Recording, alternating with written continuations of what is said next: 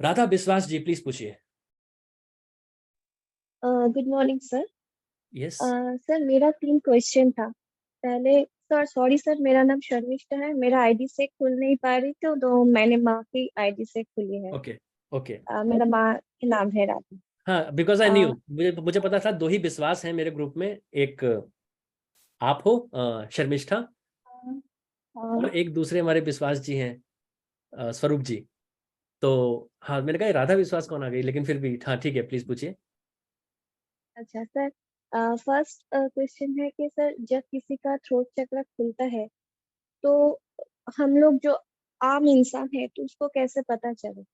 Second question है, मैंने मेरा बॉडी को दान किया है। मेरा मरने के बाद मैं कुछ ऐसा नहीं करूंगी। और सर आपने बोला है कि ये सब करना जरूरी है, श्राद्ध वगैरह। मेरा जो विश्वास है मैं उसमें विश्वास नहीं करती हूँ, लेकिन हाँ, मैं स्ट्रीट डॉग्स इसमें बहुत, मैं उसको बहुत मानती हूँ और मैं उसके लिए करती भी हूँ। तो मेरा जो इच्छा है, मैं कुछ दान करके जाना चाहती हूँ। मेरे घर वालों को भी मैं बोल रखी हूँ कि मेरे मरने के बाद तो मैं बॉडी तो चला जाएगा और मेरे लिए कुछ भी मत करना। ठीक है। और से थर्ड क्वेश्चन है सर, आपने कितने जो कितने बोला कि क्वेश्चंस हैं, थॉट, कितने क्वेश्चंस हैं? Three three three, last Okay. Question sir, last question. और सर लास्ट जो है, आपने बोला कि थॉट प्रोसेस में अगर कभी भी ऐसा कोई सर्कमस्टेंस बने है, हाँ सर, आपको बहुत गुस्सा आ रहा है लेकिन आप बाहर में उसको नहीं बोल रहे हो, लेकिन अंदर में आपको बहुत गुस्सा आ रहा है, लेकिन एक दिन बाद ही आप उसमें पछता रहे हो कि मैंने ऐसा सोचा भी कैसे।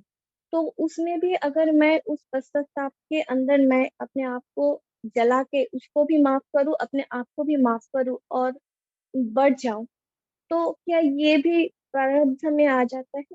ये मैं नहीं, कह जैसे मैंने बताया, आपने पश्चाताप किया उसका। सबसे पहला तो देखो, किसी का मर्डर करना आपने सोचा और आपने मर्डर कर दिया, और एक है आपने मर्डर का किसी का सोचा पर किया नहीं। तो मर्डर का सोचा पर किया नहीं, वो भी आपका कर्म बनेगा, लेकिन वो उतना डेंस कर्म, उतना ग्रॉस कर्म नहीं बनेगा कि जो आपने करके उसको एक्शन के साथ फॉलो भी किया। वो ज्यादा गूढ़ कर्म बन गया आपका, ज्यादा मजबूत कर्म बन गया आपका, वो आपको भुगतना पड़ेगा। तो आपने गुस्सा आया किसी के ऊपर, पर अगर आपने वो निकाला नहीं, अगर आपने वो निकाला नहीं तो दूसरे को आपने ठेस नहीं पहुंचाई। अब दूसरे को आपने ठेस नहीं पहुंचाई, लेकिन अंदर से आपने वो वे फॉर्म एमिट किया, तो कर्म बना। लेकिन आपने अगले दिन या कभी भी आपने उसका पश्चाताप किया, तो वो आपका वो इतना धूमिल हो जाएगा कि आप उसके बारे में ज्यादा सोचने की कोशिश मत करिए। क्योंकि अंदर से ही बिल्कुल गुस्सा ना आए, अंदर से आप बिल्कुल देवता की तरह रहे, वो हर किसी के साथ ऐसा नहीं हो सकता जब तक एक ऊपर के लेवल की अवस्था नहीं आती। तो एक आम इंसान के लिए स्वाभाविक है, क्योंकि वो इंसान है, मशीन थोड़ी है, एक इंसान है, उसके अंदर ये सारी भावनाएं, कभी क्रोध की, कभी ये, धीरे धीरे आएंगी। लेकिन आप उसको दूसरे तक पहुंचा नहीं रहे, कम्युनिकेट नहीं कर रहे, दूसरे को ठेस नहीं लग रही, और अपने अंदर आप पश्चाताप कर रहे हो, तो आपका वो इतना धूमिल, इतना कमजोर हो जाएगा वो प्रारब्ध, कि आपको उसकी इतनी टेंशन करने की जरूरत नहीं है। ठीक है। Okay sir. तो एक तो ये, दूसरा आपका जो क्वेश्चन था, क्योंकि आपके 3 क्वेश्चन थे, तो एक क्वेश्चन, आप हर कोई अपने आप को अनम्यूट कर सकता है एक बार प्लीज।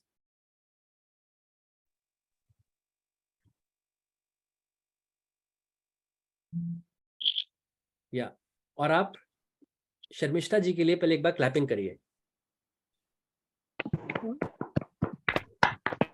या,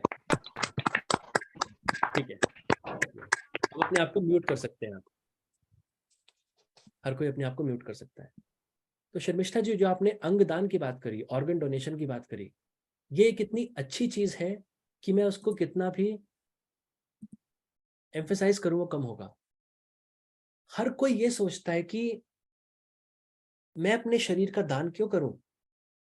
उसको पता है कि मृत्यु के बाद उस शरीर का कोई लाभ नहीं है उसको। वो बस ये पंचभूत से बना हुआ एक मिट्टी का पीस है, जिसको 2 दिन बाद घर वाले भी बोलेंगे कि इसमें बदबू आने लगी है, जला दो। फिर वो खाक बन जाएगी, और वो हरिद्वार में प्रवाह कर देंगे उसको, या जो भी आपका धर्म है उस हिसाब से जो भी आप करते हैं। उनको पता है कि उसका कोई महत्व नहीं रहेगा मेरे लिए। और अगर वो आंखें या वो लिवर या वो लंग्स या वो किडनीज अगर किसी और को मिल जाए, जिसका पूरा जिंदगी उससे बदल जाए, मगर वो नहीं करेंगे। अभी भी उनको उस स्वार्थ है उस शरीर से, अरे मेरे शरीर कोई और कर दे, मैं क्यों करूं, पड़ोसी कोई हो वो कर दे, मैं नहीं करूंगा। तो जो लोग ऐसा सोचते हैं, सबसे पहले तो आप इतनी एक महान काम कर रहे हैं कि कोई भी उसको शब्द में बयान नहीं कर सकता।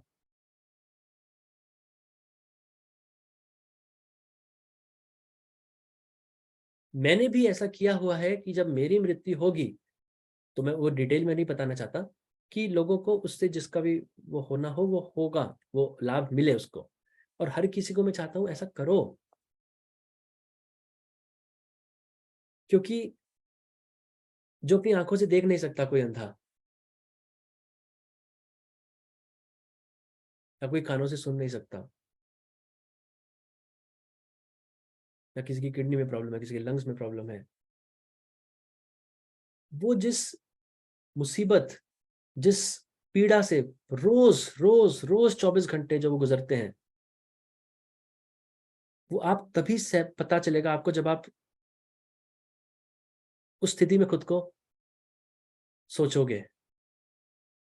तो आपके मरने के बाद, जीते जी तो कोई बोल ही नहीं रहा है, आपके मरने के बाद जब वो आपका अंग जो आपके किसी काम का वैसे भी नहीं है, वो अगर किसी को मिल रहा है और उसकी पूरी जिंदगी उससे बदल रही है, तो इससे अच्छा पुण्य का कर्म कुछ नहीं हो सकता। So I should not say that is good. I should say thank you so much on the behalf of humanity to you, Sharmishta ji. और ऑनर सर। या सो दैट इज गुड। और तीसरी चीज जो आपने श्राद्ध के बारे में बोली, that is very very good कि आप पेट्स को, इन सबको आप खाना देती हैं, बहुत अच्छा, बहुत अच्छी बात है। मगर जैसा मैंने बताया कि हमारे जो पंडित या जिन लोगों से हम वो जो पूरा पूरा जो हम कर्म कांड करवाते हैं मरने के बाद किसी के, तो वो अगर योगियों में या उन लोगों में अगर अगर वो सामर्थ्य नहीं होती, वो चीज वहां तक पहुंच नहीं पाती। और वो आत्मा, वो आपके आपके परिवार वालों को बताने की भी बहुत कोशिश करती है कि मुझे प्यास लग रही है, मुझे पानी दो या मुझे ये चीज खिलाओ, पर वो आप तक पहुंच नहीं सकती, क्योंकि आपका सूक्ष्म जगत से, एक सांसारिक जीवन जो जीता है इंसान, उनका सूक्ष्म जगत में पकड़ नहीं होती। तो वो आपकी सूक्ष्म जगत को बोल रही होती हैं, पर आपके सूक्ष्म शरीर का आपको भान नहीं होता, तो आपको पता नहीं चलता, वो कम्युनिकेशन नहीं हो पाता। तो आप श्राद्ध अगर ना भी करिए, साल में एक बार कम से कम, जैसे आप पानी पी रहे हैं, या आप कुछ, जो घर में कोई आपके रिसेंटली किसी की डेथ हुई, उनको कुछ खाने में पसंद था, आप वो खुद खाइए और अंतःकरण में ये सोचिए कि वो आत्मा मेरे अंदर है और वो खा रही है मेरे थ्रू। वो भी वहां तक जितना आप अंतःकरण आपका क्लियर होगा, जितने आप डीपली सोचेंगे, वो भी एक पोर्शन, सूक्ष्म भाग उनको मिलेगा। और ये सत्य है। अगर वो वासना देह में फंसी हुई हो, वो आत्मा अगर उनकी ऊपर की गति हो गई, फिर तो उनका पूरा पुनर्जन्म, भूवर लोक, इधर उधर पुनर्जन्म हो गया, सब हो गया, वो फिर प्रॉब्लम नहीं है। वासना देह तक अगर वो फंसी हुई है, उनको इच्छाएं होंगी। और ऐसी जब वासना देह में जो कोई, जब कवरिंग के अंदर, झल्ली के अंदर कोई भूलोक और भूवर के बीच में फंसी होती है इच्छाओं के लिए, इच्छाओं की वजह से, तो पहले वो अपने परिवार वालों के पास जाती है। परिवार वाले, जैसे मैंने बताया, सांसारिक लोग हैं, उनको पता ही नहीं है कि कोई उनके सूक्ष्म शरीर से कुछ मांग रहा है। वो फिर ऐसी आत्माएं योगियों को ढूंढती हैं, भूलोक में योगियों को ढूंढती हैं। अच्छा, ये योगी की अवस्था इतनी है, ये मुझे सुन पाएगा, तो कुछ योगी होते हैं, उनकी मदद करते हैं। तो ये भी सत्य है। और एक चीज और मैं बता रहा था, मैं भूल गया बातों बातों में। चलो कोई नहीं, दिमाग में आएगा तो फिर से बताऊंगा। ठीक है। तो आपका आंसर हो गया ना शर्मिष्ठा जी? सर नहीं, थ्रोट चक्र के बारे में मैंने अच्छा आपने अच्छा। बताया। थ्रोट चक्र देखो, हर कोई बोलता है अच्छा ये मेरा अवस्था आ जाएगी तो मुझे कैसे पता चलेगा, ये आ जाएगी तो कैसे पता चलेगा। अरे वो आपको खुद पता चल जाएगा। आप कंठ चक्र तो भूलिए, भूल भूल जाइए, जब नीचे के चक्र भी आपके खुलेंगे, आपको खुद अंदर पता चलेगा। आपने, आप जब ध्यान में बैठेंगी, आपकी अंतर्मुखता होगी, आपको अपना सूक्ष्म जगत दिखेगा, सूक्ष्म शरीर दिखेगा, उसमें चक्र दिखेंगे आपको, पूरा अंदर का सब कुछ दिखता है। और वो जब कंठ चक्र वगैरह खुलता है, आपको पीठ, रीढ़ की हड्डी से दिखेगा, खुद महसूस होगा। कि वो गरम गरम कुछ ऊपर बढ़ता है और एक अवस्था तक आता है, एक लेवल तक आता है, और वहां से फिर वो ऊपर नहीं बढ़ पाता। अगर वो मणिपूरक तक जा रहा है या अनाहत चक्र तक जा रहा है, आपको पीठ में उस चक्र जो मैं लोकेशन देता हूं, वो पीठ में रीढ़ की हड्डी में से जब वो प्राण ऊपर निकलता चढ़ेगा, तो किस लेवल तक जा रहा है वो प्राण, किस चक्र तक जा रहा है, आपको अनुभूति होगी पीछे। वो जैसे कांच के अंदर जैसे वो गर्म कंचा ऊपर बढ़ता है, तो ऐसे वो महसूस होगा। और कंठ चक्र में तो खास तौर पे जब वो प्राण ऊपर की तरफ बढ़ने की कोशिश करेगा, पर वो बंद है, कंठ चक्र बंद है, यहाँ पे बहुत ही थायराइड ग्लैंड और बहुत सारी गुच्छा होता है यहाँ पे नर्व्स का, सबसे ज्यादा जंक्शन यहीं पे है। इसलिए सबसे ज्यादा वो जो जैसे पतंग की डोर होती है, अब वो उलझ जाता है मांझा, उसको सुलझाने में बहुत टाइम लगता है, जो पतंग उड़ाते हैं उनको पता होगा। तो ऐसे ही इसको सुलझाने में बहुत टाइम लगता है, जन्मों जन्म लग जाते हैं, और जो बहुत डटे रहता है उसको भी सालों साल तो लग जाते हैं। और यहाँ पे कोई अनुभव भी नहीं होता, ऐसा भी नहीं होता यहाँ पे आपको कोई दृश्य अच्छे अच्छे दिख रहे हो देवी देवता के या कुछ या कुछ या कुछ, कुछ भी नहीं, बस अंधेरा दिखता है। तो बहुत सारे योगी यहाँ पे हताश होकर छोड़ भी देते हैं कि आगे कुछ नहीं हो रहा। तो जब आपका प्राण यहाँ से ऊपर बढ़ने की कोशिश करता है, अभी हाथों बंद है पूरा, तो आपका सर पीछे की तरफ झुकता है, बहुत कष्ट होता है। इसलिए मैं कहता हूं जितना प्राणायाम करोगे, ध्यान में बैठने से पहले आपको प्राणायाम करना है। प्राणायाम से आपकी वो जो नाड़ियां हैं जहां पे प्राण घुसने की कोशिश करता है, उसमें शुद्धि इतनी होगी कि वो आराम से प्राण घुस पाएगा वहां पे, तो कष्ट जो है वो कम से कम होगा। और नीचे के चक्र जो मैंने मेडिटेशन सीरीज में बताया था, नीचे के चक्र जब खुलते हैं उसके लिए कुंडलिनी का कोई महत्व नहीं होता, प्राण खुद ब खुद खुल सकता है, प्राण अपने आप में इतना सक्षम होता है। मगर प्राण जब कंठ चक्र में आता है, इसको नहीं वो खोल सकता अपने आप, क्योंकि इसको आप मान लीजिए एक दीवार है मेटल की, लोहे की दीवार, और प्राण हवा वायु तत्व है। अब हवा आप कितनी भी तेज छोड़िए वो उसमें होल नहीं कर पाएंगी।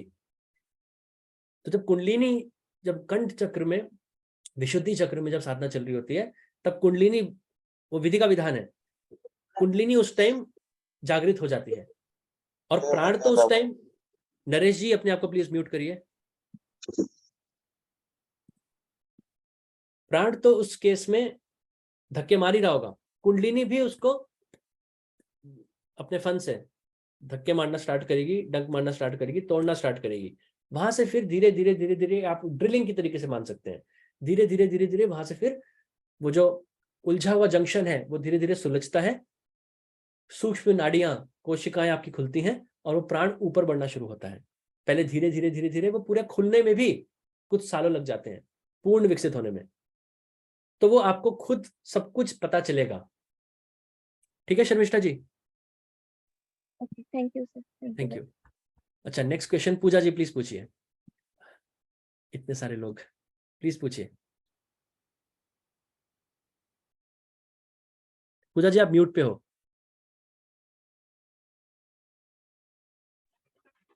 Good morning sir. Good morning. Sir जैसे आपने बोला कि जैसे नेक्स्ट जन्म अगर मनुष्य का है तो मोस्टली मनुष्य का मिलता है अगर कोई भारी पाप नहीं किया है।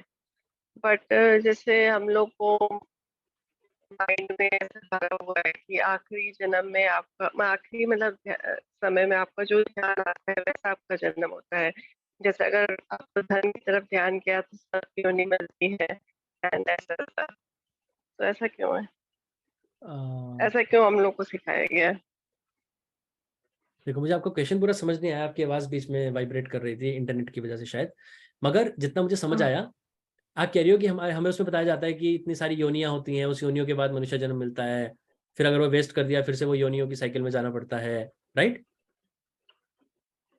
जी हाँ, ठीक है। तो ये सही नहीं है।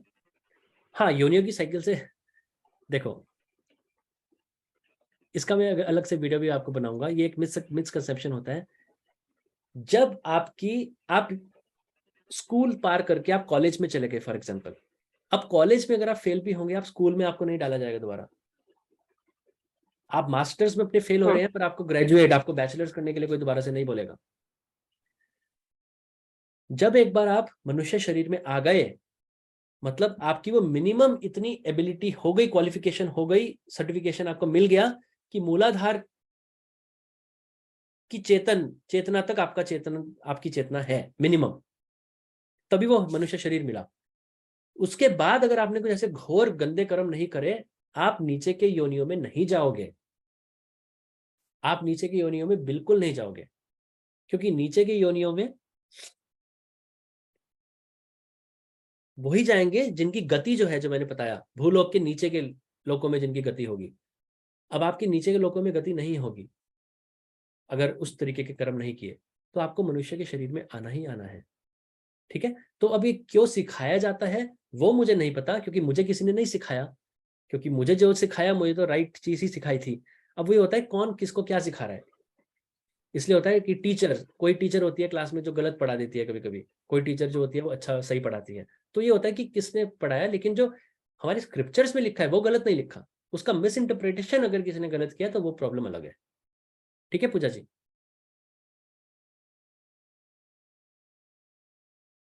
जी सर, ठीक है सर। आकांक्षा जी प्लीज पूछिए। Thank you. अरे यार कोई अपने अपने वीडियो तो ऑन कर सकते हो ना मैक्सिमम लोग, मुझे ऐसे लगता है कि मैं ब्लॉग्स, ये इंटो ब्लॉग्स के साथ बात कर रहा हूँ, रोबोट्स के साथ। या Akanksha good ji morning please. Sir. मुझे 2 क्वेश्चन है मेरे। सर मैं ध्यान से पहले मैं ओम जाप करती हूँ, तो आपसे पहले जो 2-3 क्रिया योगी हैं जिनका मतलब स्पिरिचुअल नॉलेज बहुत है, तो उन्होंने बताया था कि ओम जाप नहीं करना चाहिए, नेगेटिव एनर्जी का खतरा रहता है। तो वही मुझे जानना है कि क्या सही है? और दूसरा ये कि ध्यान से पहले मैं प्राणायाम करती हूँ और त्रिबंध लगाती हूँ। तो जैसे ये होता है कि जब कभी-कभी मतलब नीचे ऐसा लगता है घूम रहा है कुछ, फिर वो स्पीड बढ़ जाता है। उसके बाद ये होता है कि एक मतलब स्टेज के बाद लगता है कि मैं अलग हो रही हूँ, तो इतना ज़्यादा डर लगता है कि एकदम आँख खुल जाता है। तो मैंने बंद लगाना छोड़ दिया है, और आपने जो 2 प्राणायाम बताए थे, मतलब ऊर्जा ऊपर करने के लिए, तो वो भी करती थी। बहुत मुझे मतलब वो घूमने वाला स्पीड बहुत ज़्यादा था, तो वो एकदम से ऐसा लगता था कि जैसे मैं अलग हो रही हूँ शरीर से। तो इतना डर लगता था कि मैंने वो प्राणायाम बंद कर दिया। तो क्या वो करूँ कि मतलब जो डर है वो मतलब इतना हावी हो जाता है कि मैं कर नहीं पाती। तो क्या किया जाए इसके लिए कुछ? तो सबसे पहला क्वेश्चन तो है, जो जिन जिन भी आपने, वो वास्तव में मतलब सक्षम होंगे और बहुत अच्छे होंगे, काबिल होंगे। जिन भी गुरु, जिन्होंने, जिनसे भी आपने पूछा है कि जो कहते हैं ओम का जाप नहीं करना चाहिए, तो मैं भी उनसे सीखना चाहूंगा कि ओम का जाप क्यों नहीं करना चाहिए। तो ओम तो मंत्रों का मंत्र है। अगर आपकी बाकी मंत्र आप छोड़ो, आप मृत्युंजय मंत्र और ये गायत्री मंत्र सब भूल जाओ, ओम ही अगर आपका मंत्र जो है वो अगर आपका सिद्ध हो गया, आपको मोक्ष मिल जाएगा। अगर कोई कहता है कि ओम मंत्र का जाप नहीं करना चाहिए, उससे ये चीज नेगेटिव होती है, ये होता है, मुझे नहीं पता उनको ज्ञान कहाँ से मिला है। आई एम सॉरी, मैं गलत हो सकता हूँ, मुझे नहीं पता उनको ज्ञान कहाँ से मिल रहा है और वो किस बेस पे ऐसा चीज बोल रहे हैं। जिनका मेरे जीवन में इतना बड़ा स्थान है, परमहंस योगानंदा और स्वामी शिवानंदा, खास तौर से अभी जो मेरी मदद करते हैं स्वामी शिवानंदा, उनके भी अगर आप इतने सारे पुराने रिकॉर्डिंग्स देखिए या पुरानी बुक्स देखिए, वो ओम से शुरुआत करते थे, ओम से खत्म करते थे। ओम का जाप वो इतना करते थे, क्योंकि ओम का जाप वो है, ओम की जो ध्वनि है वो सृष्टि की क्रिएशन की ध्वनि है। तो अगर कोई कह रहा है कि ओम का जाप नहीं करना चाहिए, मुझे नहीं पता क्या करना चाहिए फिर। तो वो तो हुआ मेरा पहला, इसके बारे में इतना बोलना भी नहीं चाहूंगा। दूसरा, भय उस चीज का होता है जो मैंने बताया, फियर ऑफ अननोन। अगर किसी चीज का ज्ञान नहीं है, उसका भय होगा।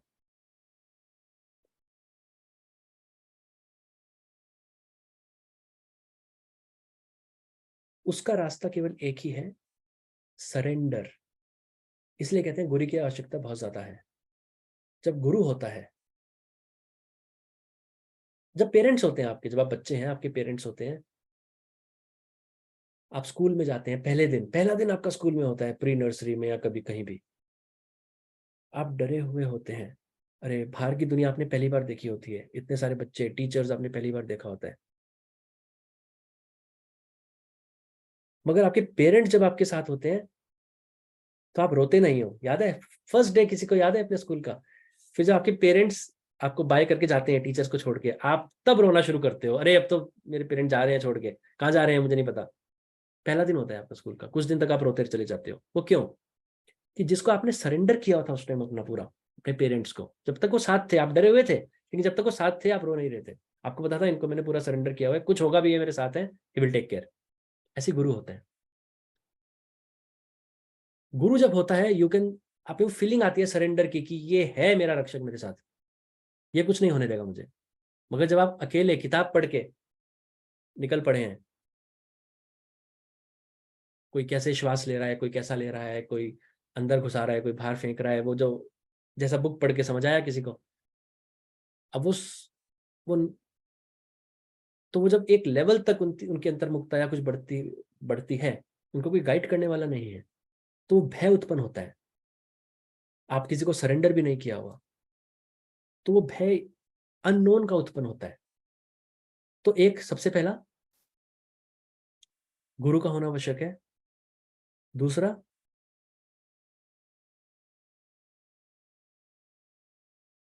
अपने अंदर पायस और ज्यादा क्रिएट करिए। प्राणायाम बहुत इंपॉर्टेंट है शुद्धि के लिए। आप ध्यान से पहले प्राणायाम करती हैं, वेरी वेरी गुड। बहुत लोग हैं यहाँ जो केवल ध्यान करते होंगे, 99% मैं बोल सकता हूँ प्राणायाम नहीं करते होंगे, तो वो गलत है, उससे आपको फायदा भी नहीं होगा उतना। मगर प्राणायाम के साथ आपको कुछ ऐसी और चीजें करनी है जिससे आप में वो सतोगुण इतना प्रधान हो जाए कि वो भय खत्म हो जाए आपका, आपको दिव्यता का अनुभव हो अंदर से। भय, याद रखिए, भय जो अनुभव होता है एक इंसान को, एक साधक को, वो तमोगुण की वजह से होता है, तामसिक संस्कारों की वजह से होता है जो चित्त के ऊपर आ जाती हैं। जब सतोगुण प्रधान होगा, आपको वो दिव्यता का इतना ब्लिस और परम शांति का अनुभव होगा, आप उसके उन गहराइयों में, अंदर के जगतों की, अंदर के लोगों की उस गहराई में आप ज्यादा से ज्यादा जाने की कोशिश करेंगे। आपको मजा आएगा, आपको इंटॉक्सिकेशन होगा, आपको भय नहीं होगा। तो प्राणायाम के साथ आप और चीजें करिए जिससे आपका वो अंदर का पायस जो है वो और ज्यादा मजबूत हो। जैसे कि व्रत, इंटरमिटेंट रखिए मगर रखिए। और वो व्रत मैं हमेशा कहता हूं, योगी वाला व्रत, जैसे करवा चौथ का व्रत होता है उस टाइप का व्रत। वैसे वो नॉर्मल नवरात्र वाला और रोजा वाला व्रत नहीं, कि इतना ठूस लो खाना की चौलाई के लड्डू और फल और ये और वो कि मेरा व्रत है, वो नहीं। नॉर्मल व्रत, पानी आप पी सकते हो, तो वो इंटरमिटेंट आप कभी भी कितनी भी फ्रिक्वेंसी में अपनी बॉडी के हिसाब से आप रख सकते हैं। आप मौन का अनुभव, मौन का प्रैक्टिस करिए कि एक हफ्ते में या 2 हफ्ते में एक दिन या आधा दिन मुझे नहीं बोलना, मुझे मेंटली भी किसी से बात नहीं करनी। आप स्वाध्याय करिए, स्क्रिप्चर्स को पढ़िए, खाली टाइम में स्पिरिचुअल बुक्स को पढ़िए, आप भजन सुनिए, मंत्रों को का उच्चारण सुनिए, खुद करिए। तो ये सारी चीजें, ब्रह्मचर्य का पालन करिए। तो ये सारी चीजें होते ही आपके अंदर वो भय उत्पन्न होने ही नहीं देंगी, क्योंकि वो जो भय है वो दिव्यता से नहीं आ रहा, वो तमस से आ रहा है। तो इन साधनों से, ये सब चीजें करके आपके अंदर का वो जो भय है वो कम होगा। ठीक है Akanksha ji? Thank you sir.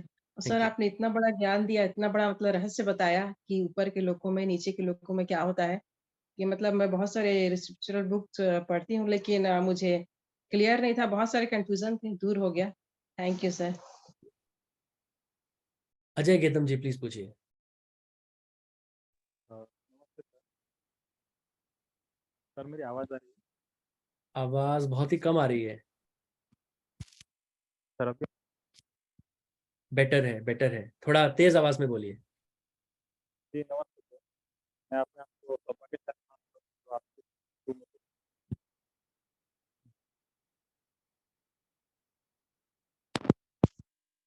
Sir आवाज़ आ रही है? हाँ अभी आ रही है। जी मैं अपने आप को पाकिस्तान में मानता हूँ, तो आपके थ्रू मुझे अपना ज्ञान। अपने माइक को हाथ में पकड़िए फिर बोलिए। जी सर। सर आज का जो विषय था मृत्यु के बारे में, मुझे ये विचार, परिवार में पिताजी उनके ये पूछना है। मेरे पिताजी अभी ओल्ड एज में हैं, 75 हो रहा है। मैंने अपने पिताजी को देखा है, जब 3-4 साल पहले पिताजी बीमार पड़े थे काफ़ी। तो उस टाइम पे इनकी ऐसी अवस्था हो गई थी कि वो कभी-कभी देखा था मैंने रोते हुए उनको देखा था। और सर मैं अभी जब अभी का ध्यान कर रहा हूँ 2-3 साल से अब, तो मैं उनको बताता हूँ कि आप भी ध्यान वगैरह डायरेक्शन में जाइए थोड़ा। लेकिन उनको वो समझ नहीं आती बातें, अभी उनकी जो उम्र हो चुकी है उसके कारण शायद वो उतना नहीं समझ सकते बातों को। और सर मैं ये जानना चाहता हूँ कि अभी जो जिस अपने अवस्था में है मेरे पिताजी, वो यानी उनको मैं ऐसे क्या संदेश दे सकूँ कम से कम शब्दों में जो वो समझ सके। और अ, यानी वो जो बैकग्राउंड से आते हैं वो उन्होंने देखा है कि उनके रिलेटिव्स कुछ है हमारे, वो ब्लैक मैजिक करता है, ऐसा उनके मन में डर भी बैठ गया है। और सर वो स्वाभाविक सी बात है, अभी वो घर में रहते हैं तो उनके दिमाग में कभी कभी चलता है। और मैं अभी बाहर रहता हूँ, बाहर गाँव रहता हूँ, मैं उनके उतना अटैच नहीं रह पाता हूँ, फ़ोन के थ्रू बात होती है।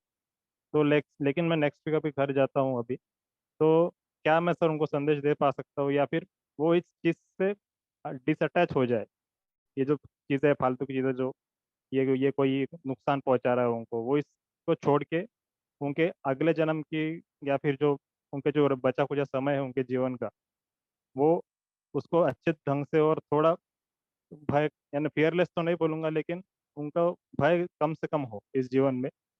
तो सर इसके बारे में आप तो कुछ बता सकते हैं सर। हम्म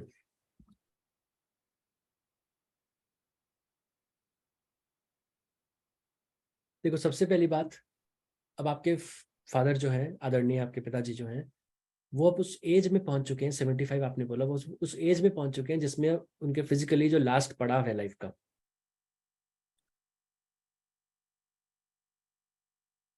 सबसे पहली बात, इस एज में जब वो होते हैं, अब जो शेष कर्म जो उनके बचे हैं वो स्वाभाविक है बहुत कम बचे होंगे। मृत्यु का कर्म जो होगा उनका, मृत्यु का जो समय होगा वो बहुत ही निकट होगा। तो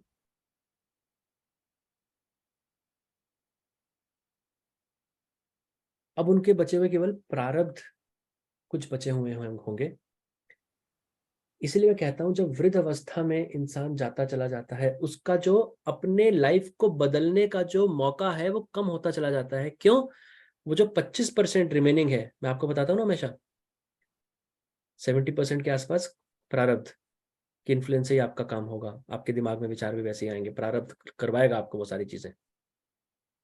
आपका एक्सीडेंट होना है, दिमाग में आएगा आज ये वाला रूट नहीं, इस वाले रूट से जाता हूँ, आपका एक्सीडेंट आपका इंतजार कर रहा है। मगर इसके अलावा कुछ 20 या 25% क्रियामान कर्म जो होते हैं, जो आप अपनी फ्री विल से बनाते हैं। अब वो अलग बात है, वो अलग विडंबना है कि वो फ्री विल भी जो है वो भी प्रारब्ध के एक इन्फ्लुएंस से लोग बना देते हैं अपनी। प्रारब्ध का इन्फ्लुएंस इतना होता है। मगर वो जो एक चांस होता है 20% 25% के खेलने का, जो आपकी पूरी लाइफ को चेंज कर सकता है। अब जब आगे की आपकी लाइफ कम बची है, अब आगे के साल आपके मृत्यु तक, तो अब वो ऑप्शन नहीं रह गया आपके पास, वो रूम नहीं रह गया आपके पास। वो मैक्सिमम आपको वो प्रारब्ध ही बचे, जो बचे कुछ है वही भुगतने हैं। इसलिए इस वृद्ध अवस्था में आप अपने फादर को बताने की कोशिश करेंगे, मगर बहुत मुश्किल है कि उनको समझ आए, क्योंकि उनके जो माइंड में वो जो विचार आ रहे हैं वो सब उनके प्रारब्ध से प्रेरित होकर आ रहे हैं। उससे अब उभर पाना इम्पॉसिबल नहीं होता, लेकिन बहुत मुश्किल है। उनकी विल पावर पे डिपेंड करेगा, उनकी संकल्प शक्ति पे डिपेंड करेगा, उससे वो निकलना चाहते हैं नहीं निकलना चाहते। आप अगर चाहें उनको निकालना तो वो ऐसा नहीं होगा। उनके खुद वो क्या चाहते हैं, खुद वो निकलना चाहते हैं उससे, नहीं, उस पर डिपेंड करेगा इस एज में। और जहां तक ब्लैक मैजिक की बात है, आपने पूछा नहीं वो, फिर भी मैं बता देता हूँ। जो मैंने बताया, भूवर लोक में जो सबसे नीचे का पार्ट होता है, जहाँ पे तामसिक शक्तियां रहती हैं, ये जो तांत्रिक लोग होते हैं, या जो मैंने बताया था, मैंने इतने वीडियो में बताया ना, इल्यूमिनाटी और ये फ्री मेसन्स और ये सब जो होते हैं, जो छोटे छोटे बच्चों के साथ जो जो करते हैं, जो सेक्रीफाइसेस करते हैं अपने डाइटीज को, ब्लड का या जो भी विच क्राफ्ट करते हैं, तो वो क्या, वो ये जो सारी नेगेटिव एंटिटीज हैं वो अपने उस एरिया में अर्थ के जस्ट ऊपर भुवर लोक के सबसे नीचे तामसिक शक्तियां हैं, जहां प्रधान है, उनसे कॉन्टैक्ट जोड़ते हैं। तांत्रिक भी यही करते हैं, और वो शक्तिशाली होती हैं, उस लेवल पे शक्तिशाली होती हैं कि एक साधारण इंसान उससे प्रभावित हो सकता है अगर उस पर डायरेक्टेड हो वो सारी चीजें। अब वो जो तांत्रिक होते हैं, जो भी होते हैं, वो अगर किसी पे डायरेक्ट करके उसको नुकसान पहुंचाते हैं, उनको उसका कर्म मिलता है, कर्म का फायदा, उनका कर्म का पूरा लेखा जोखा उसके सजा मिलेगी, लेकिन वो चीजें सच होती हैं।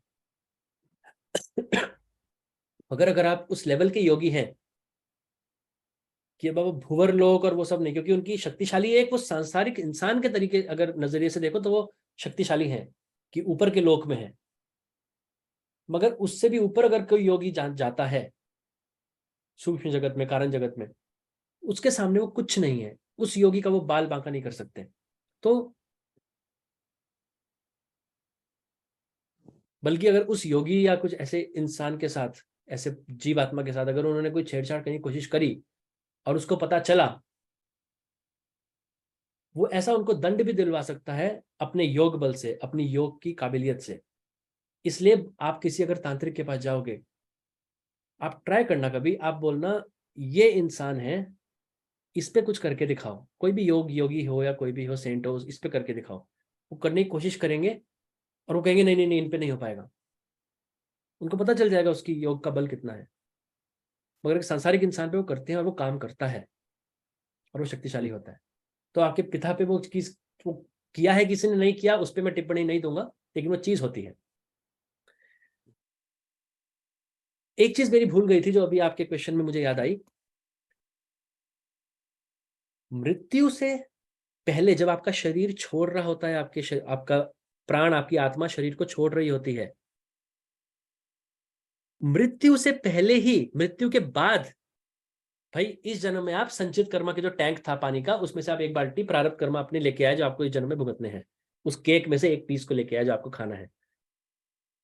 अब मृत्यु आपकी हो गई, अगले जन्म से पहले वो आपको एक दूसरा पीस मिलेगा, दूसरी बाल्टी मिलेगी टैंक के अंदर से, वो नहीं। वो संचित कर्म आपके अंदर है, आपके कारण जगत में है, कारण शरीर में है। मृत्यु मरने से जस्ट पहले ही वो, अब मृत्यु सामने है, मतलब इस जन्म के प्रारब्ध आपके सारे खत्म हो गए। मतलब ऊपर की जो ग्रीन कवरिंग थी, ये सब लगभग आपकी खत्म हो गई, आपने भोग लिए। मरने से पहले ही ये जो येलो कवरिंग है, संचित कर्म जो है, मरने से पहले ही उसमें से प्रारब्ध कर्म आपके ऊपर आ जाते हैं। अगले जन्म की तैयारी पहले ही हो जाती है इस जन्म में। ये आपने पूछा नहीं पर मैं बता रहा हूं।